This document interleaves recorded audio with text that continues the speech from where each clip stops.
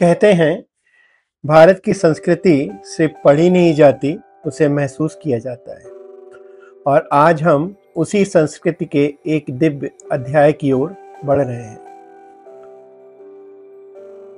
उड़ीसा का कोणार्क सूर्य मंदिर एक ऐसा मंदिर जो समय को, कला को और ऊर्जा को पत्थरों में बदल देता है। जैसे ही आप प्रवेश द्वार की ओर बढ़ते हैं, हवा में एक अलग सी खामोशी महसूस होती है, मानो ये मार्ग आपको किसी और युग में ले जा रहा हो। 1244 ईस्वी, ये वही भूमि है जहां गंगा वंश के महान राजा नरसिंह देव प्रथम ने सूर्य देवता के लिए एक भव्य मंदिर की कल्पना की थी। यही रास्ता उन कारीगरों, मूर्तिकारों और कलाकारों ने भी पार किया होगा, जिन्होंने अपनी पूरी जिंदगी इस मंदिर को बनाने में लगा दी। जैसे ही आप मुख्य संरचना की पहली झलक देखते हैं, आप समझ जाते हैं कि यह कोई साधारण मंदिर नहीं है। यह एक रथ है, सूर्य देव का दिव्य रथ। मंदिर को इस प्रकार बनाया गया था कि यह मानो सूर्य देवता का 7 घोड़ों वाला रथ बन जाए, जो समय को अपने साथ खींचते हुए पूर्व दिशा की ओर बढ़ रहा हो। कहते हैं सुबह की पहली किरणें इस रथ को ऐसे स्पर्श करती थी, मानो स्वयं सूर्य देव इसमें विराजित हो। मुख्य प्रवेश की ओर जाते हुए जब आप इन विशाल पत्थरों को देखते हैं, 800 साल पुराने, आज भी उतने ही दृढ़। प्रत्येक पत्थर एक कहानी है, एक भावना है और एक युग की स्मृति है। भारत की प्राचीन वास्तुकला का यह रूप दुनिया में अद्वितीय है। इन सीढ़ियों तक पहुंचते पहुंचते मन अचानक शांत होने लगता है और किसी ने आपके भीतर की सारी दौड़ भाग रोक दी है। कोणार्क में यह पहला क्षण ही एक आध्यात्मिक यात्रा की शुरुआत बन जाता है। ये मंदिर सिर्फ एक संरचना नहीं, एक अनुभव है। अब हम मंदिर के मुख्य प्रांगण में प्रवेश करने वाले हैं, जहां से यह अद्भुत यात्रा शुरू होती है। इसमें कला, विज्ञान, इतिहास और दिव्यता सब एक ही रेखा में मिल जाते हैं। आइए अब हम मंदिर की ओर बढ़ते हैं और कोणार्क के चमत्कारों का एक एक करके अनुभव करते हैं। जैसे ही हम मंदिर के भीतर प्रवेश करते हैं और बाईं ओर मुड़ते हैं, पत्थरों की ये पहली दीवारें हमें 13वीं सदी में ले जाती हैं। यहाँ की हर नक्काशी किसी महाकाव्य की पंक्ति जैसी है, मानो कलाकारों ने अपने जीवन की हर सांस इन पत्थरों पर उकेर दी है। प्रकृति, संस्कृति, संगीत, नृत्य, युद्ध और दैनिक जीवन, सब कुछ यहाँ पत्थर की भाषा में जैसे अमर हो गया है। इस तरह की नक्काशी सिर्फ सुंदरता के लिए नहीं बनाई जाती थी, यह उस समय के समाज का दस्तावेज है। यहाँ की मूर्तियाँ दिखाती हैं कैसा था प्राचीन भारत का जीवन, कैसे कपड़े पहने जाते थे, कौन से वाद्य यंत्र बजाए जाते थे, किस तरह के त्यौहार और अनुष्ठान होते थे। कोणार्क सिर्फ मंदिर नहीं, यह एक खुली हुई इतिहास की किताब है। और आगे बढ़ते ही हमारी नज़र पड़ती है इस मंदिर के सबसे अद्भुत हिस्सों पर, सूर्य के रथ के चक्रों पर। पहली झलक में ही ये विशाल चक्र आपको हैरान कर देते हैं। यह कोई साधारण पहिया नहीं, यह समय का पहिया है। समय का माप, समय की गति और समय की समझ, सब कुछ यहाँ पत्थर में कैद है। यह 24 पहियों का रथ दिन के 24 घंटों का संकेत है। हर चक्र की 8 तीलियां भारत के 8 प्रहर का प्रतीक। कहा जाता है इन पहियों की छाया देखकर समय बताया जाता था।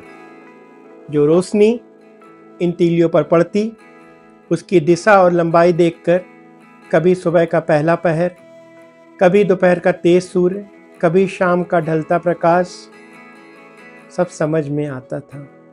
800 साल पहले यह भारत की सूर्य घड़ी थी। रोचक बात यह है कि इन पहियों में उजाले और अंधेरे दोनों की कहानी छुपी है। 12 तीलियां उजाले की ओर, 12 तीलियां अंधकार की ओर। जीवन भी ठीक ऐसा ही है, कभी प्रकाश कभी साया। और कोणार्क का यह चक्र हमें याद दिलाता है कि समय किसी के लिए रुकता नहीं। जहाँ सूर्य है वहीं गति है, और जहाँ गति है वहीं जीवन है। अब हम आगे बढ़ेंगे और हम देखेंगे इस मंदिर के सबसे प्रसिद्ध पहियों में से एक टाइम व्हील की ओर करीब से।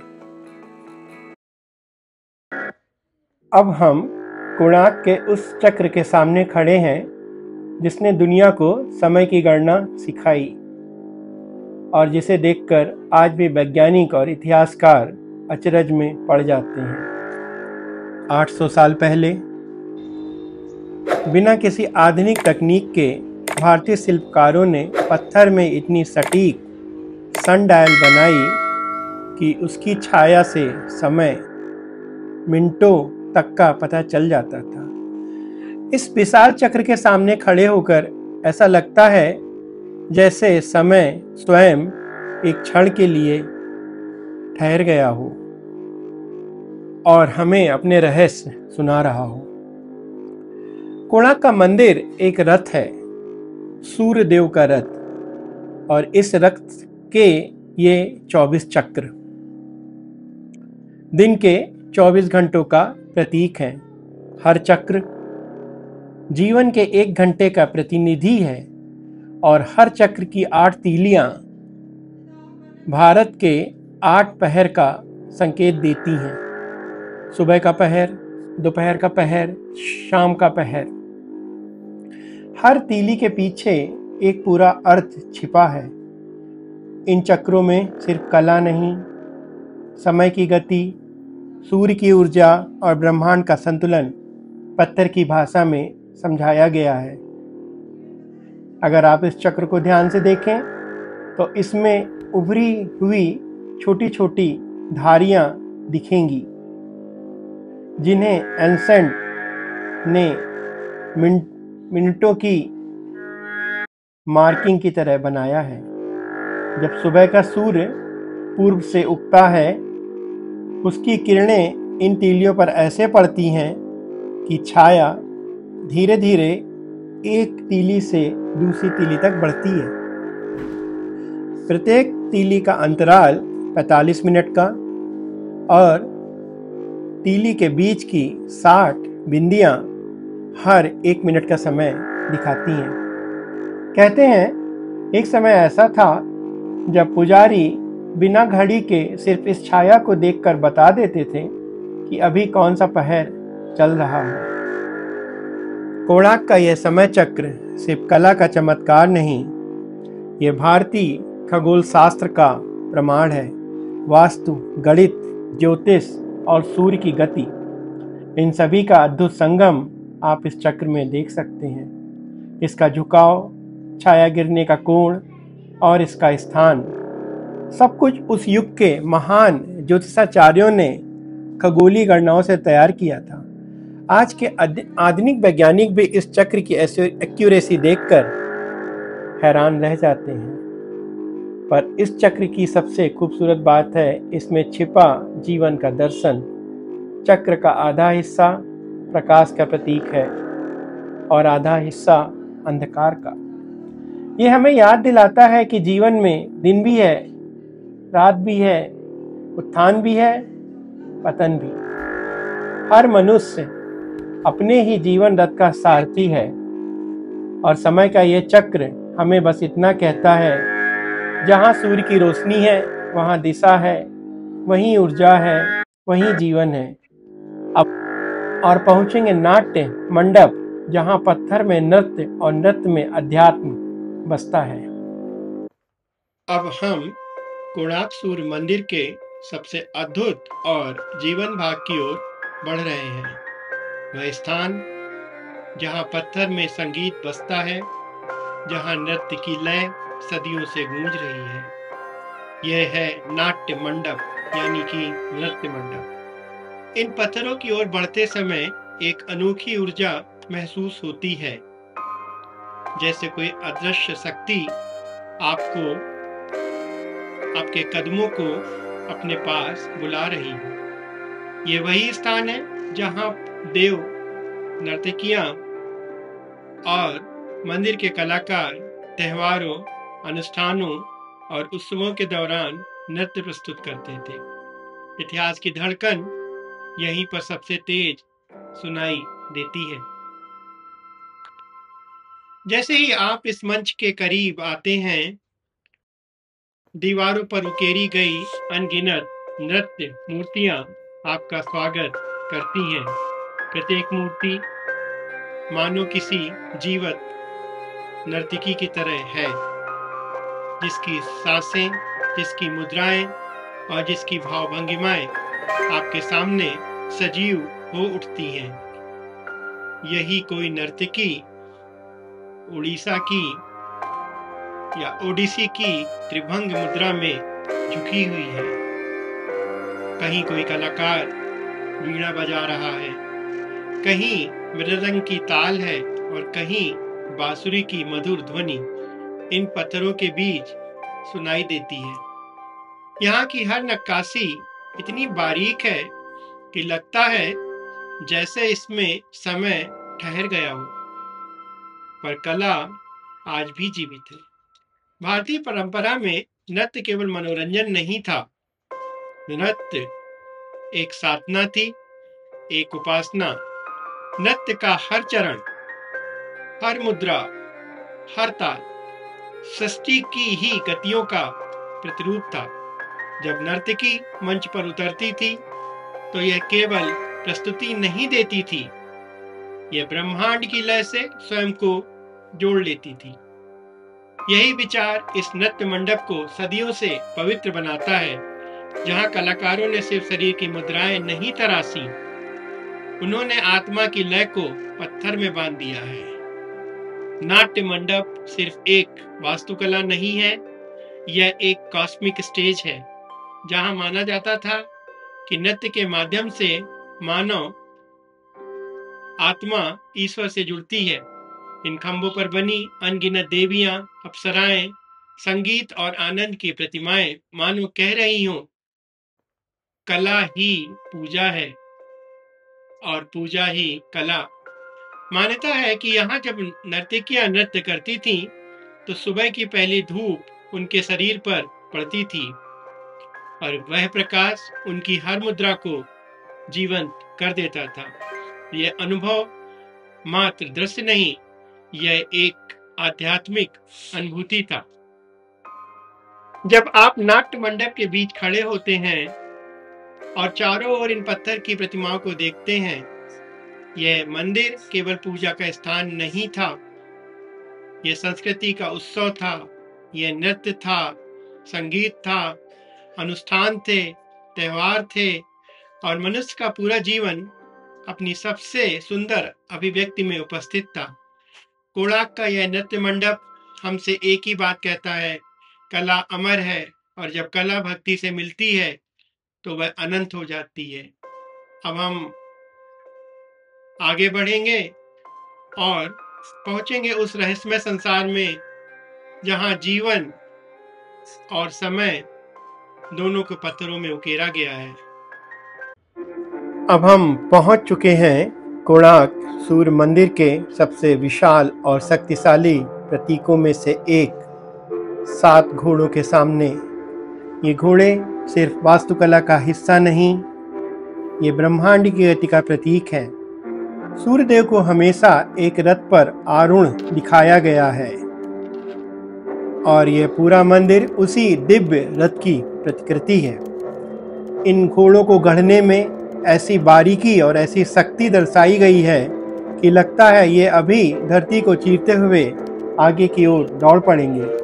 हर एक घोड़ा मानव जीवन की एक अवस्था का प्रतीक है और यही इस दृश्य की सबसे अद्भुत बात है। प्राचीन भारतीय दर्शन में 7 घोड़े केवल 7 प्राणियों का प्रतिनिधित्व नहीं करते, ये सप्त ऊर्जा का रूप है।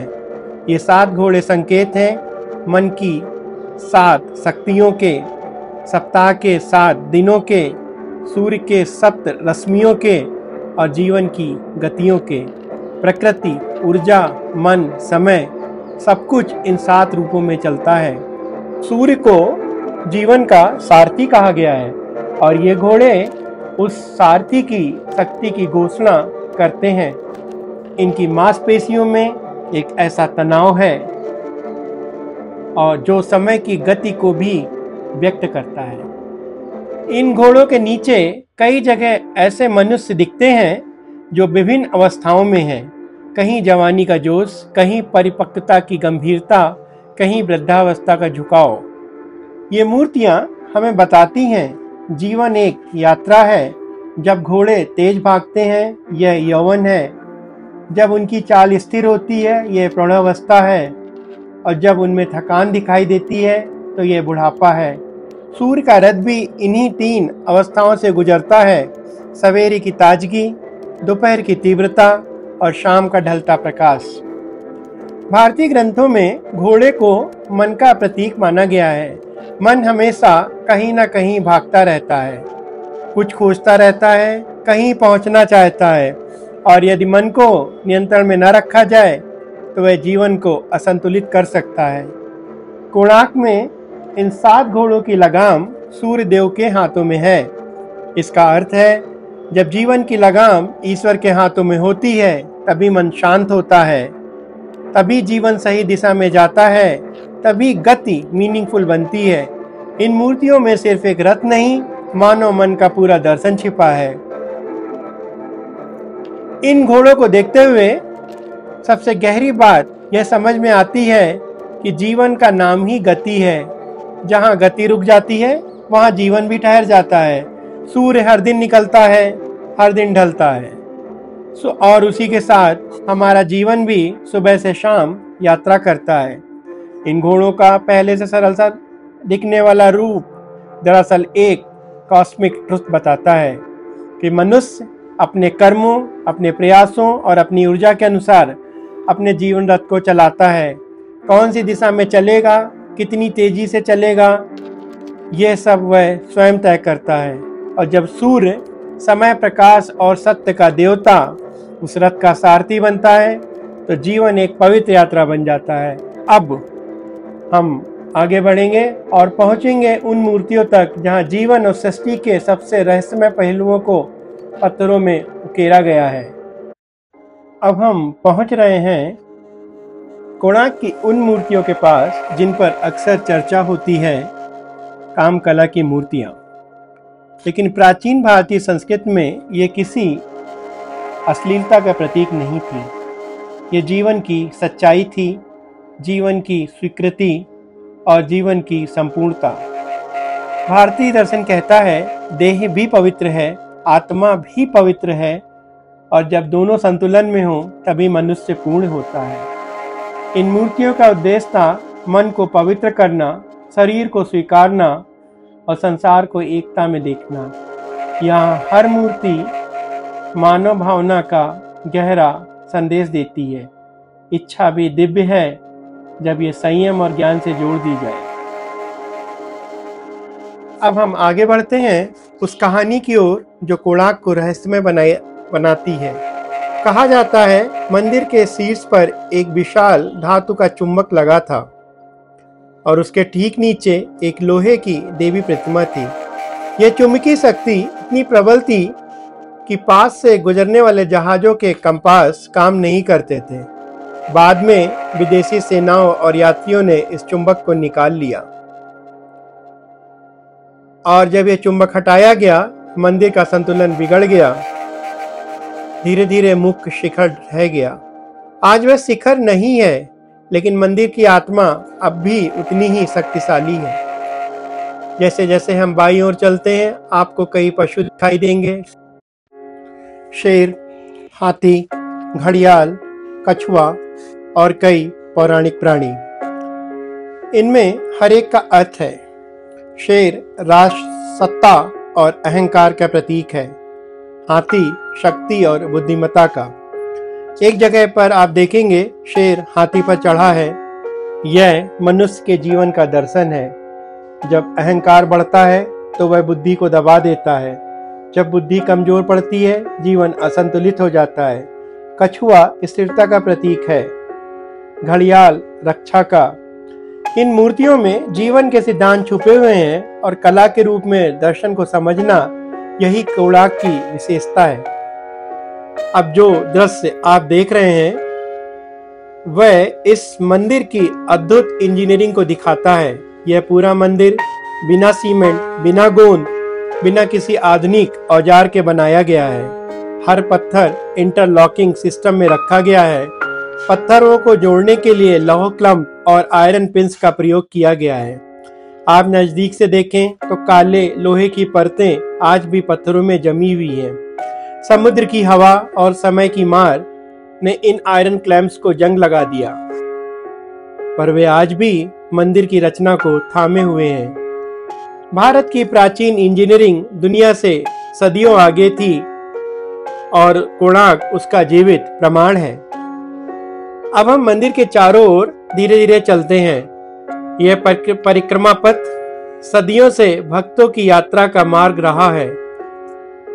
जब आप यहाँ चलते हैं तो महसूस होता है कि आप किसी विशाल ऊर्जा चक्र के भीतर हैं। पत्थरों पर उकेरी गई कहानियां, पशु, नर्तकियां, देवियां और सूर्य की किरणें सब मिलकर आपको एक ऐसे संसार में ले जाती हैं जहां समय नहीं चलता, जहां सिर्फ अनुभूति रहती है। परिक्रमा करते हुए मन में एक शांति उतरती है, मानो जीवन का बोझ धीरे धीरे हल्का हो रहा हो। अब हम कोणार्क सूर्य मंदिर के निशब्द, दिव्य और विशाल संसार से निकल रहे हैं। पीछे मुड़कर देखते हैं तो लगता है कि यह सिर्फ एक यात्रा नहीं थी, यह एक अनुभव था। इस मंदिर ने हमें सूर्य की शक्ति समझाई, समय का दर्शन सिखाया और दिखाया, कला की गहराई समझाई और मनुष्य के जीवन के हर पहलू को जानने का अवसर दिया। जब हम इस द्वार से बाहर निकलते हैं तो मन में यह अनुभूति रहती है कि हमें जो प्रकाश मिला यह सूर्य का नहीं, हमारे भीतर का था। कोणार्क कहता है, जीवन एक रथ है, तुम उसके सारथी हो और सूर्य तुम्हारे भीतर का प्रकाश। धन्यवाद इस पवित्र यात्रा में साथ चलने के लिए।